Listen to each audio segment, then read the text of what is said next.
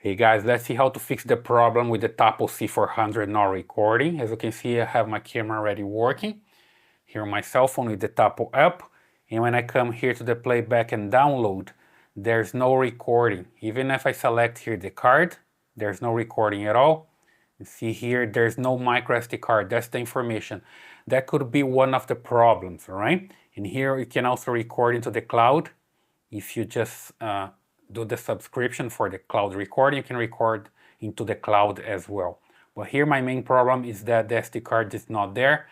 So what I have to do is just check for the micro SD card. So if I come here to the camera, there's this rubber flap. I can just open it, and here I can check for the card. You see here, there's this slot, and I have a card here, but for some reason it's not working. It says there's no card, right?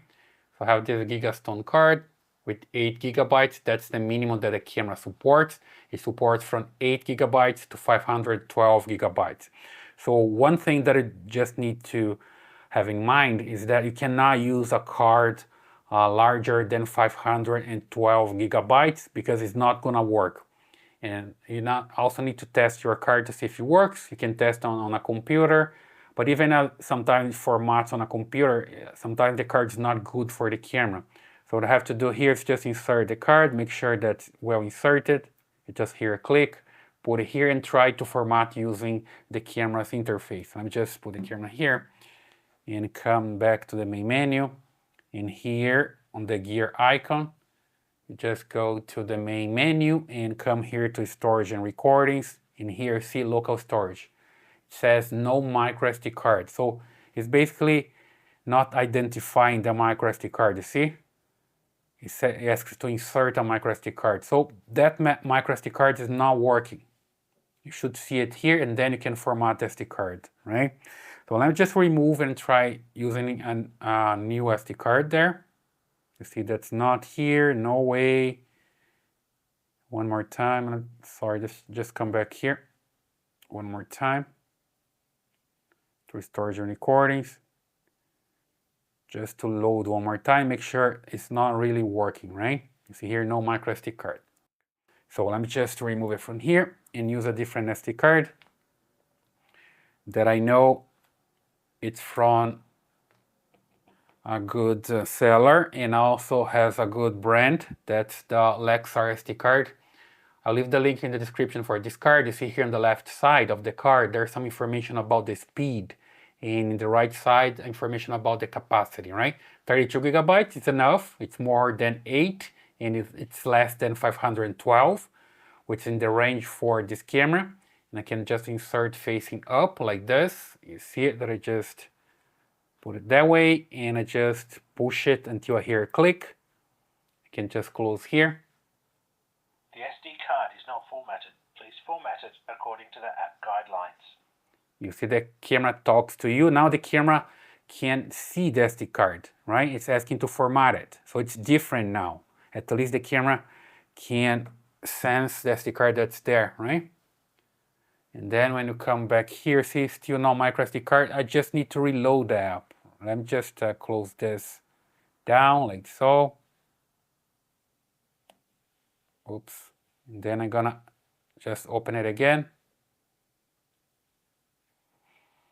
The camera is talking to me, so it sees the SD card, right? So I just come here to the menu again, storage one more time. SD card is not formatted. Please format it according to the app guidelines.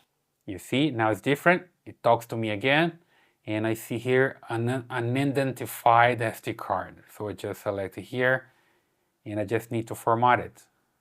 There we go. I just come down here, format my SD card, and then it's formatting, right? So that's the first thing that you have to try. Make sure that you have the SD card here. If you have already SD card, just jump to the next part of the video about the setup, right? So here you see the SD card format successfully. I'm good to go. Then here you just need to make sure that you have the loop recording enabled, which means the camera is going to delete old videos and record the new ones. So it's going to have the cycle always recording the new videos. So you come back here and also check this recording schedule. You see that I have every single day of the week and every hour recording by motion detection. So I just come back, I can just check the clip setting as well. And here I see that I have the retrigger time with 10 seconds, record buffer with 6 seconds, and maximum clip length with 20 seconds. Every 20 seconds I'm gonna have a new clip being recorded there. So just check the settings to see if everything is good.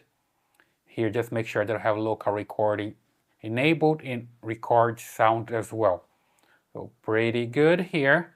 Let's just come back, and now it's an important part. You just need to come here to the detection menu and check if you have the zones available.